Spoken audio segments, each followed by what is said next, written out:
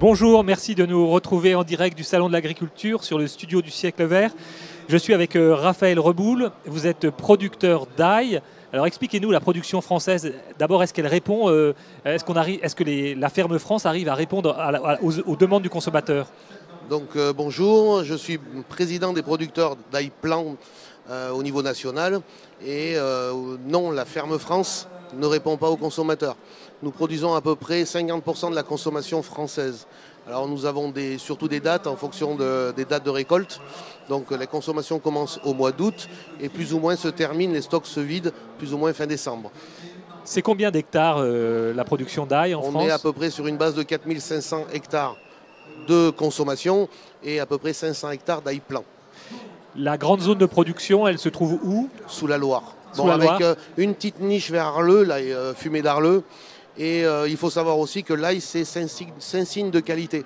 C'est-à-dire 3 IGP, une AOC et un label rouge. C'est l'un des produits les plus primés, les plus reconnus. Alors on parle de montée en gamme, de montée en valeur pour l'agriculture française. Est-ce que par exemple la grande distribution, est-ce qu'elle est ouverte justement à cette qualité? Alors l'ail français est vraiment mis en avant dans la grande distribution de plus en plus. On a eu un travail en amont où on a dit à la grande surface, prenez nos produits, c'est des produits de qualité, on fait des analyses de résidus, des analyses toxicologiques et on est sûr d'avoir un produit sain et propre. Vous avez des produits à côté de chez vous, vous avez des variétés différentes, vous avez des goûts différents par rapport aux variétés, restez avec nous et ils jouent le jeu.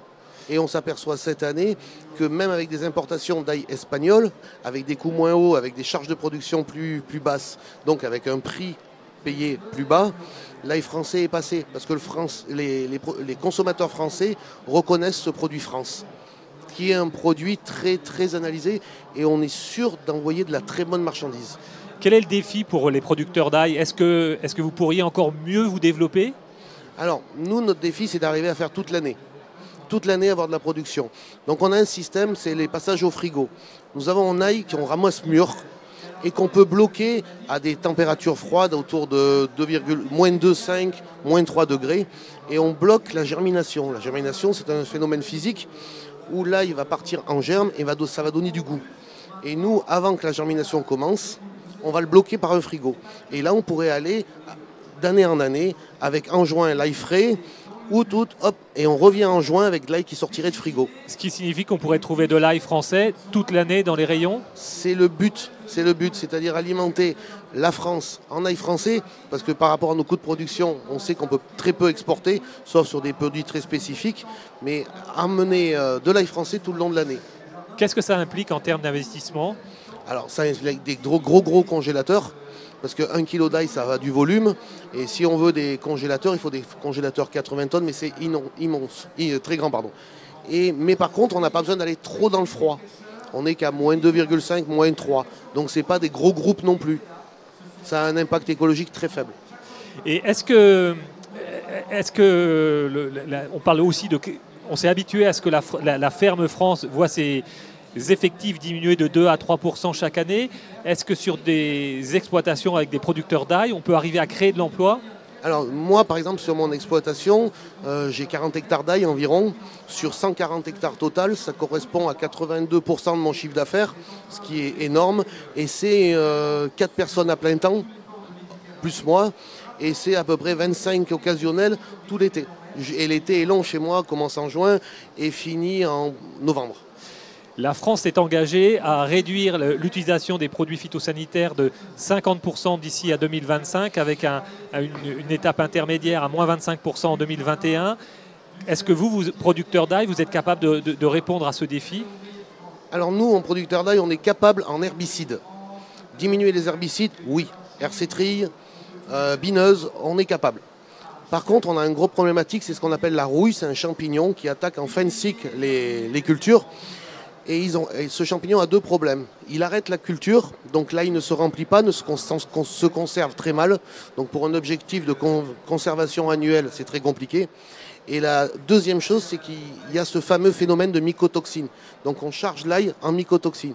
Donc on a besoin de protéger nos cultures sur la fin de cycle et l'amener jusqu'à maturation complète pour avoir un produit mûr qui va se conserver, qui va être bon.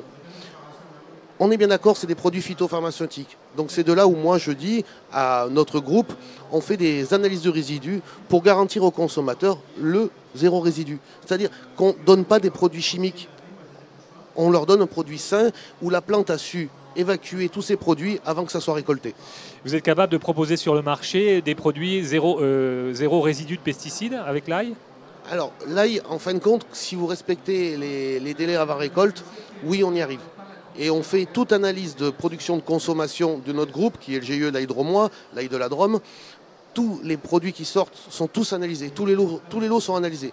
Et on a tous les lots où très très rarement, et souvent c'est à cause de dérives d'autres champs, tous les lots qui sont à zéro pesticides, zéro résidu contrôlé. L'un des grands défis du XXIe siècle, c'est bien sûr celui du climat. Vous êtes dans une région assez aride. Est-ce que la question de l'accès à l'eau se pose? Alors l'accès à l'eau se pose. Nous avons des réseaux d'irrigation et nous mettons en ordre des réseaux de substitution, des conditions de substitution avec des barrages collinaires et des remontées d'eau. Ce qui serait pareil, de remonter de l'eau du Rhône pour arriver à faire vraiment des ressources de substitution. Oui, l'autre problématique, c'est que de plus en plus il fait chaud. Et c'est vrai qu'on a notre ail avec de l'humidité et de la chaleur et on revient sur nos phénomènes rouille. On a beaucoup plus de problèmes de maladies que quelques années en avant. Merci Raphaël Reboul. Merci.